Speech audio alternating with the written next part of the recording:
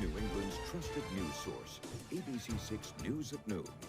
Good afternoon, everyone. Thank you for joining us. I'm Doreen Scanlon. School safety top of mind in Rhode Island following the deadly shooting in Uvalde, Texas last month.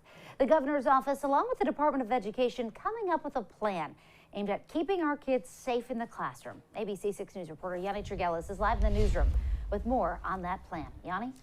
Yeah, Doreen, walkthrough evaluations must be completed by each school in the school district by June 10th. And Rhode Island school safety member tells me that while these security evaluations will look to prevent a mass shooting from happening, they're also aimed to slow down an intruder in the case that they are able to get inside of a building.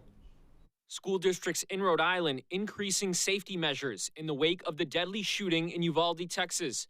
Districts will be working with local police and the Department of Education to conduct walkthroughs at every school in the state by June 10th, with the goal of identifying potential safety and security issues. Schools where potential hazards are found are encouraged to work with the local law enforcement and their school safety teams to identify solutions.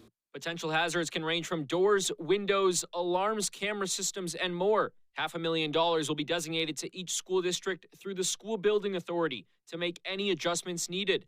And according to the superintendent of Lincoln Public Schools and a member of Rhode Island's School Safety Committee, security upgrades will be implemented over the summer to be ready for when students return to the classroom next fall. The timing is good so that you have students not in the building and teachers not in the building for the most part, and so anything that is identified can already get done. Walkthroughs will be conducted by facilities directors and principals throughout the next week, with a checklist being reported to the Department of Education afterwards.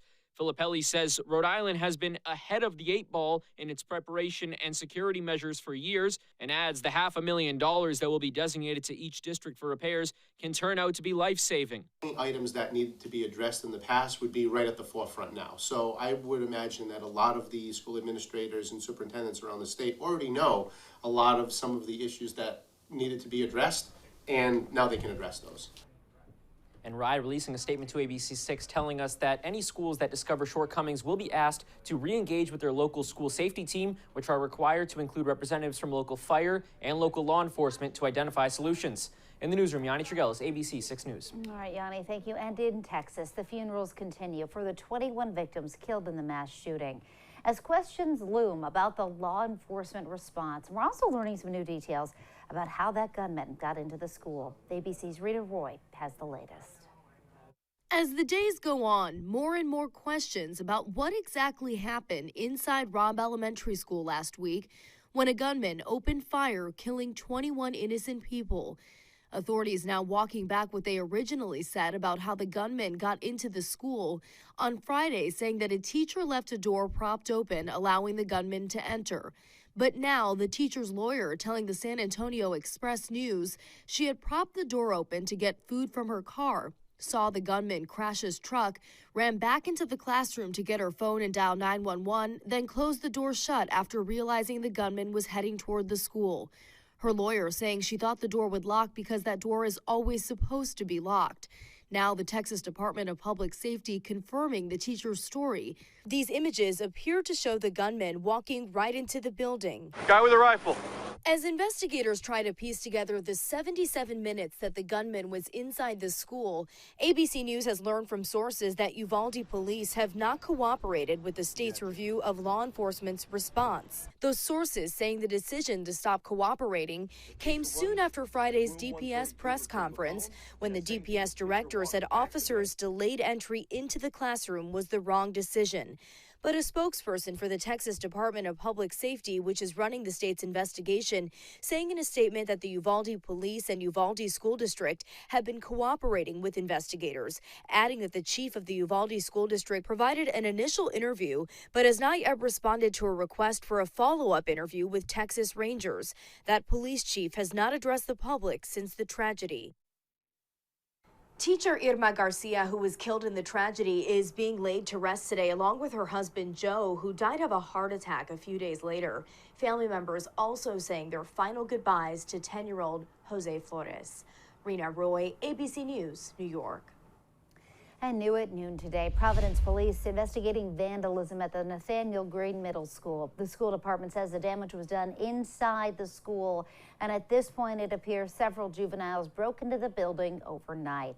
Providence School says appropriate action will be taken following a full investigation. And now to the weather. No sun out there today as we take a live look outside with our sky cam, and it's cooler out there too.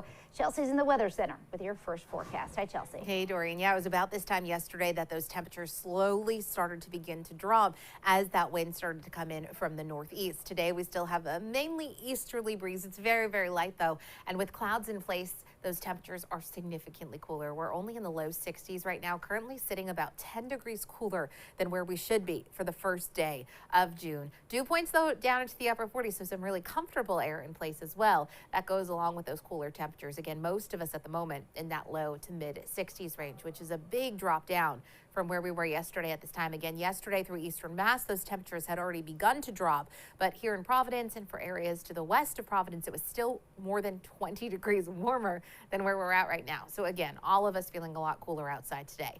At the moment, it's mostly cloudy, but rain-free. Looking up to our northwest, though, there's some thunderstorms popping still to the west of Massachusetts and Connecticut, so still moving into New York. We are going to continue to watch this line of scattered rain and even some isolated thunderstorms with some heavier downpours possible as we head through the later part of the afternoon and into the evening. It's going to be hit or miss. It's not something that everybody sees, but the risk is there through the later part of the afternoon and into the evening hours, continuing overnight. We are cooler through much of the 7-day forecast in the last few days. I'll have a full look at that 7-day in just a few minutes. Doreen? All right, Chelsea, thank you. And the reward for information leading to the discovery of a missing Warwick woman has been increased. 44-year-old Charlotte Lester went missing earlier this month. Her truck discovered at Kent Hospital. Police and her family are still investigating her disappearance. Her brother posting on Facebook that the reward has been raised from $15,000 to $20,000. The chairman of the Westerly Democratic Town Committee will appear in court today. Robert Ritacco has served as chairman of the committee since 1999. He'll be arraigned today on 2 counts of first-degree sexual assault. Ritacco was indicted in April. The alleged acts happened in May of last year. The Westerly Democratic Town Committee has not yet removed him as chairman. And the Louise Coleman case is now in the hands of jurors. Coleman, who is from Providence, was indicted in the 2019 kidnapping death of a Massachusetts woman. He faces 1 count of kidnapping, resulting in the death of 23-year-old Jassy Correa from Dorchester. Coleman is accused of kidnapping Correa and killing her. Her body was found in the trunk of a car in Delaware. A police officer was taken to the hospital after a fire in Mansfield this morning. Crews were called to this apartment on Francis Avenue just before 6 o'clock this morning.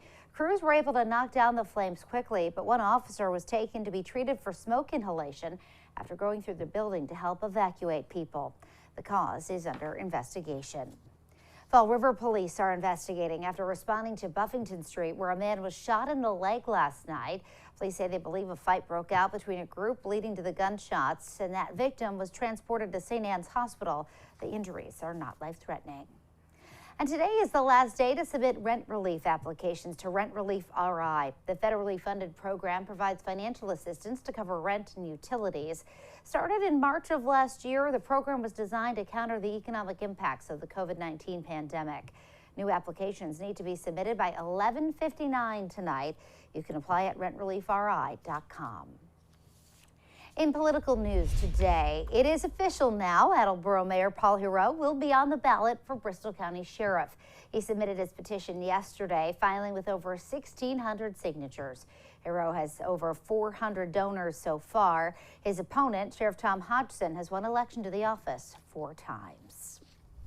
On Smith Hill today, Governor Dan McKee will recognize the start of Pride Month at the State House. The governor and lieutenant governor are scheduled to sign a proclamation just after 5 o'clock, then hold a celebration. The State House will be lit up in Pride colors tonight and again June 16th through 18th. And now to those Boston Celtics in the finals. The team in California today prepping for Game 1 of the NBA Finals tomorrow night. This is Boston's first appearance in the NBA Finals since 2010. Golden State is appearing in their 6th finals in the last 8 years. During the regular season, the Celtics and Warriors split the series 1-1, each team winning on the road. You can watch Game 1 at 9 o'clock tomorrow night right here on ABC6. There is much more to come here at noon. A pilot and co-pilot asleep at the controls. What happened at air traffic control to get things back on track? And later, hurricane season is now officially underway. A look at the predictions for this summer.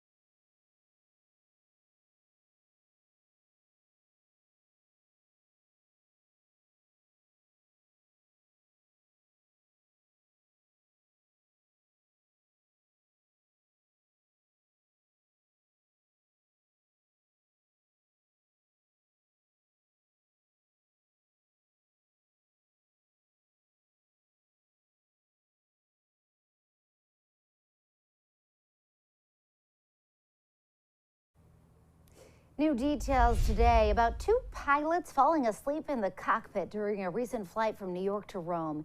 The investigation finding that both pilots were sleeping while the ITA Airways flight was over France. Air traffic control losing contact for about 10 minutes. Fighter jets about to scramble. ABC's Faith Abube has those details. Panic on the ground as two pilots were reportedly sleeping in the cockpit of a loaded Airbus 330 while it was 38,000 feet in the air over France. The ITA Airways flight, previously known as Alitalia, was on the way to Rome from JFK Airport on April 30th with about 250 passengers on board. One pilot was on his designated sleeping break. The captain was supposed to be at the controls, but also reportedly fell asleep.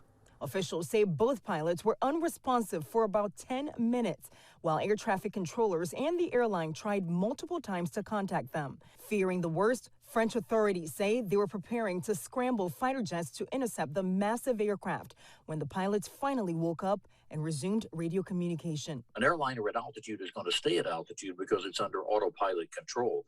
That's not the worry. The worry is how long are you going to be boring a hole through the sky that is unresponsive to air traffic control. ITA Airways says the captain claimed the radio stopped working in the cockpit, but an internal investigation reportedly revealed no issues. The airline says the captain has now been fired for his behavior and the strong inconsistencies in his account of what happened during the flight. The plane, however, did land safely in Rome. And in a statement, ITA suggests the passengers were never in danger, saying, quote, "The safety of the flight has always been guaranteed in accordance with the highest safety standards provided for by aviation regulations." In Washington, Faith Abube, ABC News. And still ahead, a beach brawl on Memorial Day. Connecticut police catching it all on body cam. And we'll check back in with Chelsea for that full 7-day forecast when we come back.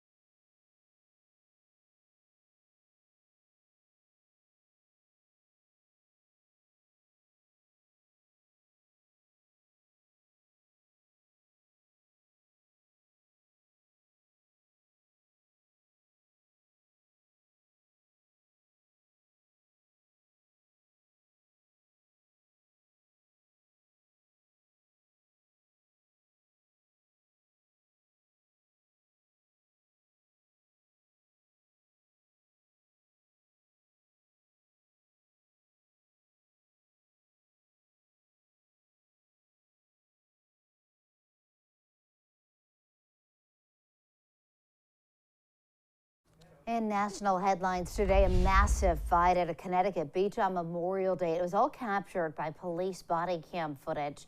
That fight broke out at Walnut Beach in Milford. A couple of officers trying to break things up were knocked to the ground, their body cameras stolen. More than 30 officers from the surrounding area were called in to help Milford police. Witnesses described the moment the chaos broke. We were all on the beach, and next thing you know, I guess like a scum started breaking out, and then some hands started getting thrown. It was just chaos. I don't even know who it was that was like fighting, but it was just like a crazy experience.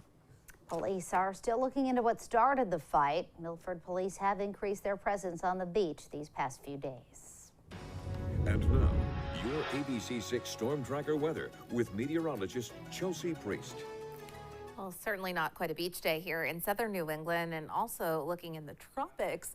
Not quite beach weather in Florida in the coming days, because it looks like we have a good chance on this first day of hurricane season of a tropical system developing. There's this area over the Yucatan Peninsula that is a 70% chance of developing into a tropical system in the next 48 hours, 80% chance in the next 5 days. So that one is looking quite likely, and that one's going to make a path towards Florida in the coming days with heavy, heavy rain and some gusty winds. There's also an area just to the east of the Bahamas. That one has about a 10% chance of development, but things are active already on our very first day of hurricane season. And NOAA is predicting an active season once again, potentially our 7th in a row. Taking a look at the names ahead of us, we are looking at Alex as our first name system, which again may be happening in the next day or two, and we'll be watching that one. Bonnie after that, Colin. This list is posted on social media. Go ahead and take a full look at it for yourself and see maybe if your name's on it. Everybody always likes to know if there's going to be a storm named after them. Today in southern New England, as I said, not quite beach weather like we saw the past couple of days.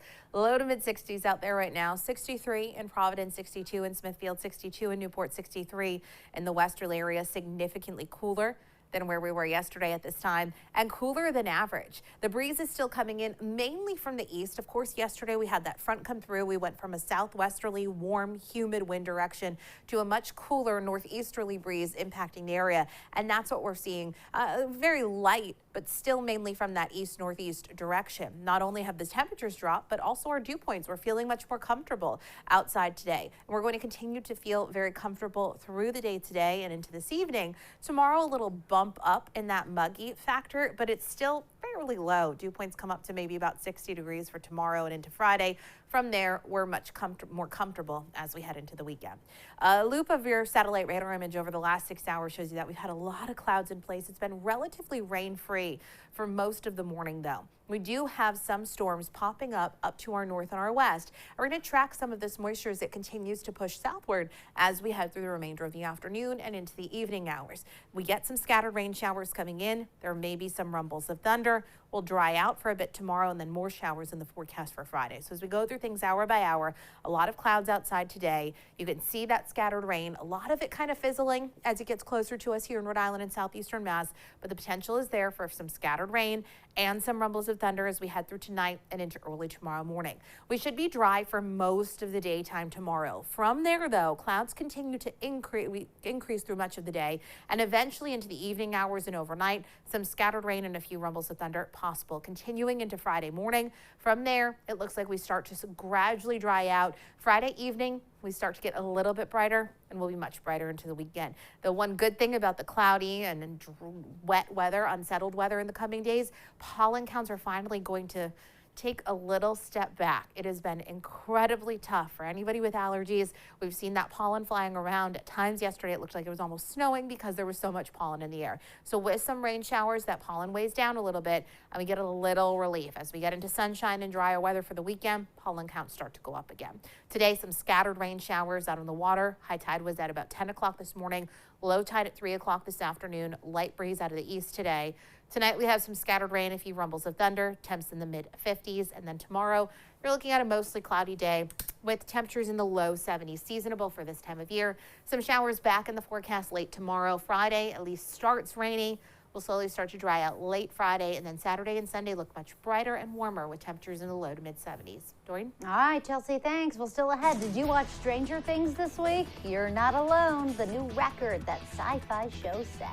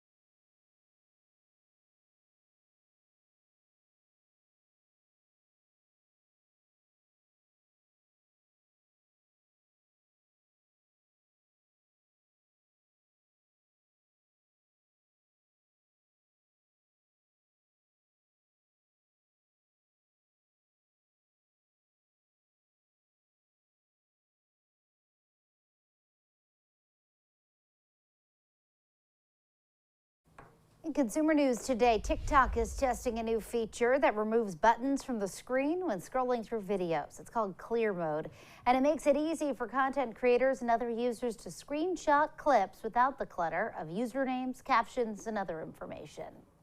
Apple's new software updates. iOS 16 will include updates to notifications, messages, and the Health app, according to Bloomberg. The software is also said to include new multitasking panels for iPads. It's all expected to be released at Apple's conference next week. A binging record on Netflix. Fans of Stranger Things 4 set a new mark, watching nearly 287 million hours of the show's new season over the weekend. That is the most viewing for one season of a show in a single week. Well, coming up, a banished board game piece making a triumphant return to Monopoly. We'll tell you which one is coming back. And Chelsea has another look at your afternoon forecast right after this. Stay with us.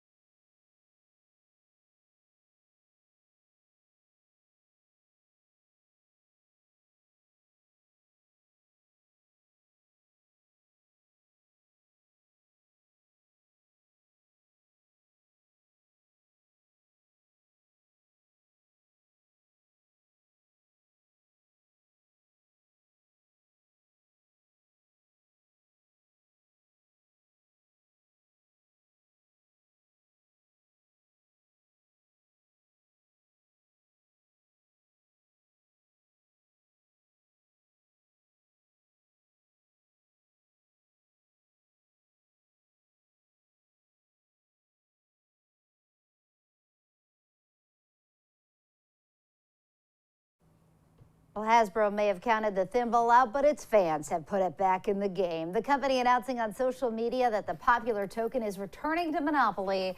Fans were able to vote just one retired piece to return. The thimble, the fan favorite. Hasbro says, sorry about this, Chelsea, it's replacing the T-Rex token in a refreshed Monopoly series. Would you have picked the T-Rex? I know you love dinosaurs. But are people buying all these sets of Monopoly? I'm like, not once sure. you have Monopoly, you don't need It's more. true, unless you have children who lose the money I guess and all of the pieces, and they end have up in the boxes of other games. Monopoly, Warwickopoly, and Blockopoly. I love it. So lots of options. 3 different games can Plenty be going of on real at once. estate to Exactly. buy. I like it. I like it. Today's the day to maybe stay inside with some board games this evening. Good transition there. A little damp, a little bit cooler. Tomorrow we stay mostly cloudy with temps in the 70s and more rain through at least Friday morning, and then we're brighter for the weekend. All right, sounds good, Chelsea. Thank you. Yeah, they lose the money like crazy. That's going to do it for us today at noon. The news continues first and 4. Have a great day, everybody. Sometimes